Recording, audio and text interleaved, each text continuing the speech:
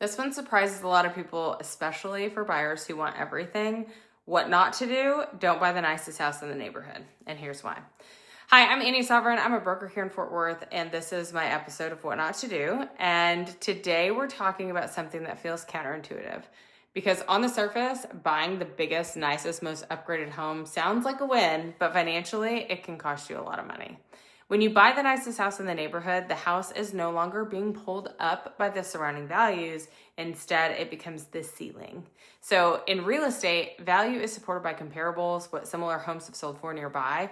If your home has the biggest lot, the most upgrades, a pool, a fire pit, additional dwelling units, custom finishes, extra structures, but the surrounding homes don't, there's nothing around you to support that value. That means that your home isn't an acre, it is the ceiling.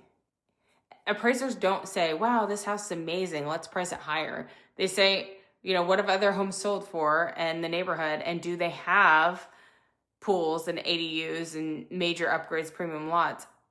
The features don't get dollar for dollar credit. So you don't always get back what you pay for in upgrades. Buyers will assume if I spend $150,000 in upgrades, my home is going to be worth $150,000 more. And that's not how appraisals work. Some features add value, some add appeal, and some just add enjoyment, which is great, but it doesn't always translate to resale value. This is the part that gets the most people in trouble. When a buyer is financing, the lender will not loan more than the appraised value. So even if the buyer agrees to pay more, or even if the house is worth it emotionally, if the appraisal comes in low, either the buyer has to bring more cash to the table, the seller has to reduce the price, or the deal can fall apart entirely. And this is where buyers lose money. When you buy the nicest house in the neighborhood, you often pay a premium. Appreciation is slower.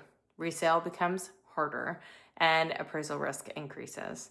You're betting on the neighborhood catching up, and that doesn't always happen.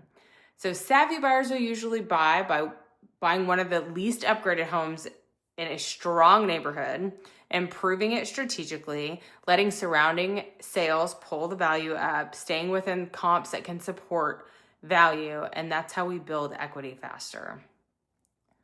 Let's be very clear.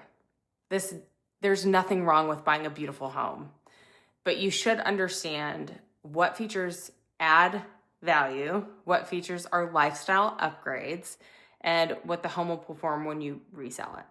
That's where advocacy matters. That's exactly why working with somebody who understands comps, appraisals, financial guidelines, long-term resale is so important. A good advocate will say, yes, this is a beautiful house, but here's what you need to know before you buy it. Real estate isn't just about finding the prettiest house. It's about making decisions that protect your future equity. If you're buying, selling, or building, and you want somebody who will walk through those numbers with you, not just open doors, I'd love to help. If this series has been helpful, like, subscribe, and share it with somebody who's house hunting right now. And remember, the best decisions aren't always the flashiest ones.